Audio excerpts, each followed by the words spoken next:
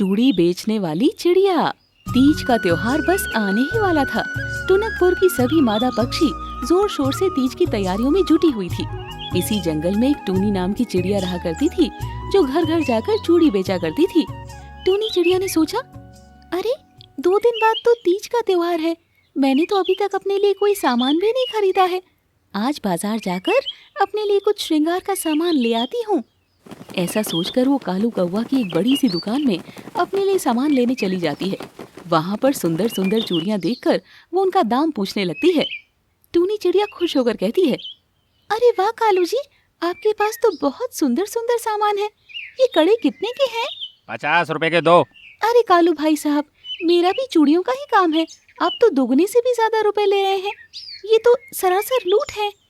अरे तेरी हिम्मत भी कैसी हुई अपनी 2 कौड़ी की चूड़ियों की तुलना मेरी दुकान के सामान से करने की?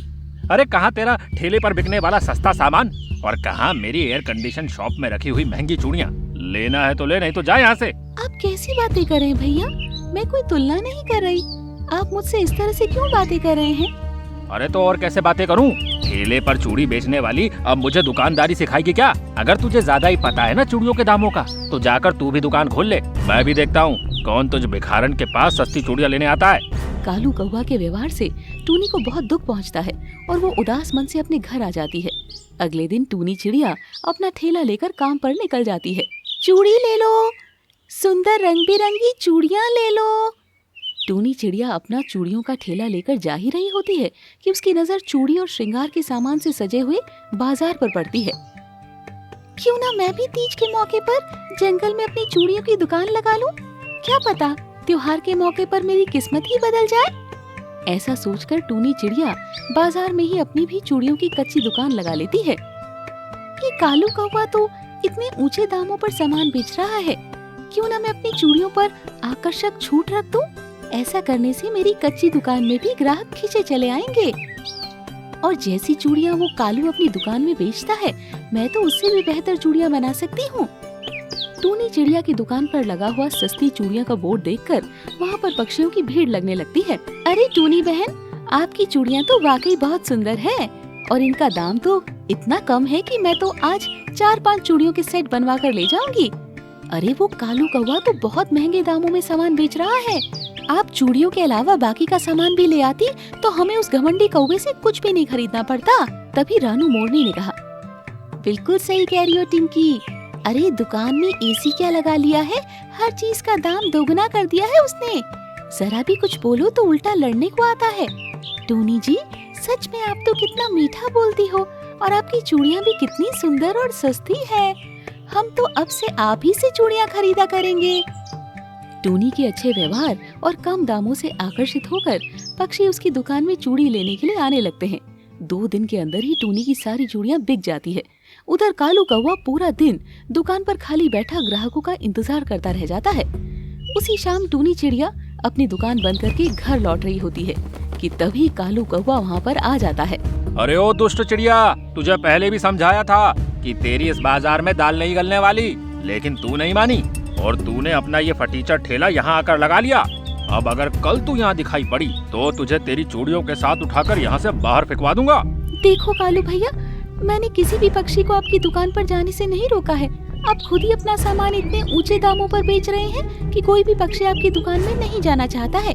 इसमें मेरी कोई गलती नहीं है। ऊपर से आप लोगों के साथ बदतमीजी करते हैं, जिसके कारण ग्राहक आपसे नाराज रहते हैं।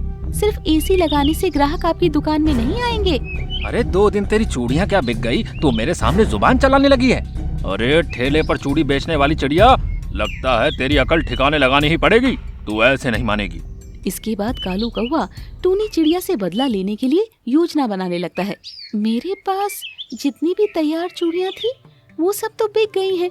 अभी भी तीज में 1 दिन बाकी है। क्यों ना मैं आज रात जागकर ढेर सारी चूड़ियाँ तैयार कर लूं, ताकि कल मैं उन्हें बाजार में ले जाकर बेच सकूं। मैं भी इस कालू को दिखाकर रहूंगी कि दुकान के छोटा या बड़ा होने से कुछ नहीं होता, नियत सही होनी चाहिए। इसके बाद वो रात भर जागकर अपने घर में चूड़ियाँ बनाती है। सुबह होने तक उसके पास ढेर सारी चूड़ियाँ तैयार हो जाती है।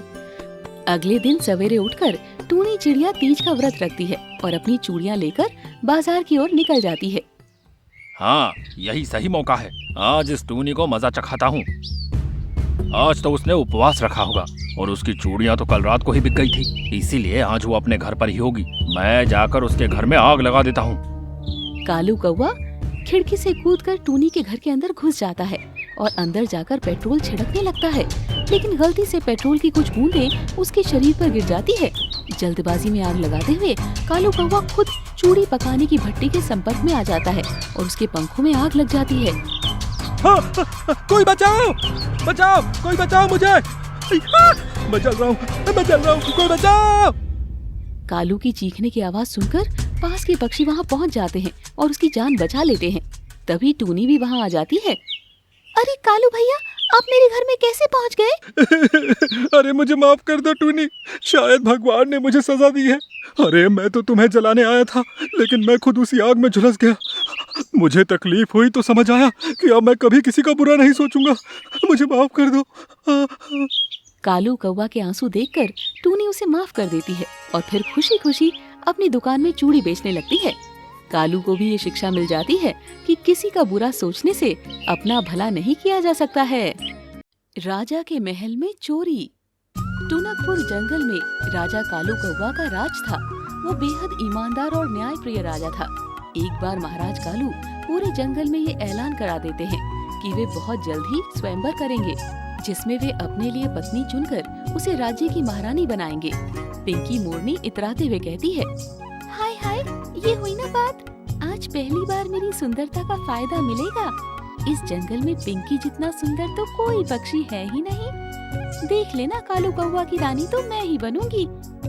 पिंकी की ही तरह बाकी मादा पक्षी भी कालू महाराज के स्वयंवर में जाने और महारानी बनने के सपने देखने लगती है। स्वयंवर वाले दिन महाराज कालू एक एक करके सभी मादा पक्षियों से मिलता है।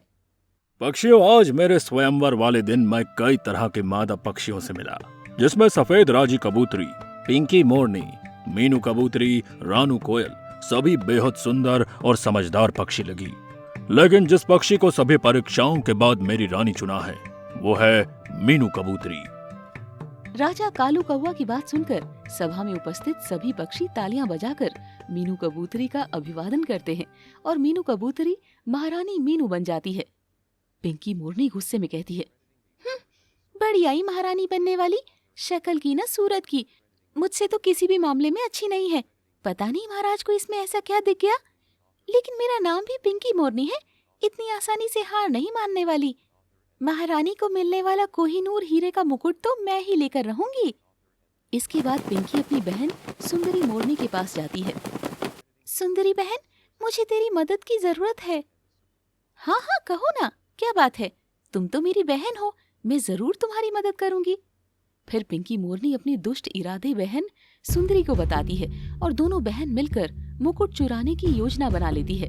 चोरी वाले दिन पिंकी और सुंदरी राजमहल पहुंच जाती है। राजा कालू कौवा की जय हो। महाराज, मैं आपकी नई रानी मीनू कबूतरी जी के लिए अपने हाथों से बनाई गजरा लेकर आई हूँ। मैं चाहती हूँ कि महारानी की ताजपोशी से पहले मैं खुद उन्हें अपने हाथों से सजाऊं, ताकि वे जंगल में सबसे खूबसूरत लगे। महाराज कालू कौवा पिंकी की चिकनी चुपड़ी बातों में आ जाते हैं और वे उसे और सुंदरी को अंदर जाने की आज्ञा दे देते हैं। अंदर जाकर पिंकी मोरनी रानी महल के बाहर ही छिप जाती है और सुंदरी मोरनी महल के अंदर जाती है। सुंदरी मोरनी कहती है, मैं महारानी के लिए सुंदर गजरा लेकर आई हूँ और महाराज चाहते हैं कि मैं उन्हें राज तिलक के लिए तैयार करूँ। अरे वाह, आपका फूलों का गजरा तो बहुत सुंदर है। आप बस कुछ देर मेरे कक्ष में इंतजार करिए, मैं अभी स्नान करके आती हूँ, उसके बाद आप मुझे तैयार कर सकती हैं। इतना कहकर मीनू कबूतरी अपनी दासियों के साथ स्नान करने चली जाती है। रानी के जाने के बाद, पिंकी, यही सही मौका है, जल्दी अंदर आ जाओ। इस समय यहाँ कोई सैनिक नहीं है, तुम जल्दी से ये मुकुट लेकर उड़ जाओ। अरे वाह बहना, तुमने तो मेरा काम बिल्कुल आसान कर दिया। अब मैं इस मीनू कबूतरी को इसकी औकात दिखाऊंगी। मौका देखकर पिंकी मोरनी झट से वो मुकुट लेकर उड़ जाती है और सुंदरी वहीं बैठकर रानी मीनू का इंतजार करने लगती है।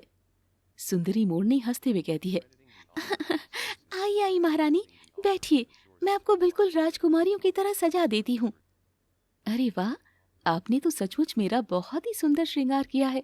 और आपका ये गजरा तो मेरे ऊपर बहुत ही सुंदर लग रहा है। आपका बहुत बहुत धन्यवाद सुंदरी जी। गजब हो गया महारानी जी, आपका कोहिनूर हीरे वाला मुकुट जो अभी तक यही कक्ष में रखा था वो न जाने कहाँ खो गया है। अब क्या होगा, हम महाराज को क्या जवाब देंगे? दासी पक्षी ने घबराते हुए कहा, ये कैसी बातें करी हो दासी? अगर अभी तक वो मुकुट यहीं था तो अचानक से गायब कैसे हो सकता है? ठीक से देखो, यहीं कहीं होगा। इतने बड़े राजमहल में इतने सैनिकों के बीच चोरी होना तो संभव ही नहीं है। तभी सुंदरी मोरनी ने उदासी का नाटक करते हुए कहा, हाय हाय, ये क्या गजब हो गया महारानी जी, मैं तो कब से आपके कक्ष में ही बैठी हूँ। मैंने तो किसी भी पक्षी को अंदर आते या बाहर जाते हुए नहीं देखा। कहीं आपकी किसी दासी ने तो वो मुकुट गायब नहीं कर दिया?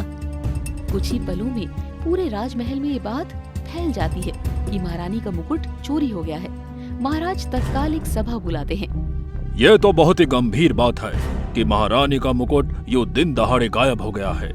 मैं ऐलान करता हूँ कि जो भी व्यक्ति उस मुकुट या चोर का पता लगाएगा उसे उचित इनाम दिया जाएगा। पिंकी मोरनी घबरा जाती है। हाय हाय, ये तो लेने के देने पड़ गए। राजा के सिपाही तो जंगल का चप्पा चप्पा ढूंढ रहे हैं। अगर उन्हें ये मुकुट मेरे घर में मिल गया तो क्या होगा? ऐसा सोचकर पिंकी रात के अंधेरे में वो मुकुट अपनी बहन सुंदरी के घर के पीछे वाले पेड़ के पास छिपा देती है। अगले दिन पिंकी और सुंदरी के घर की तलाशी होती है, जिसमें पिंकी तो बच जाती है, लेकिन सुंदरी के घर के पास से मिले मुकुट के कारण सिपाही उसे बंदी बना लेते हैं।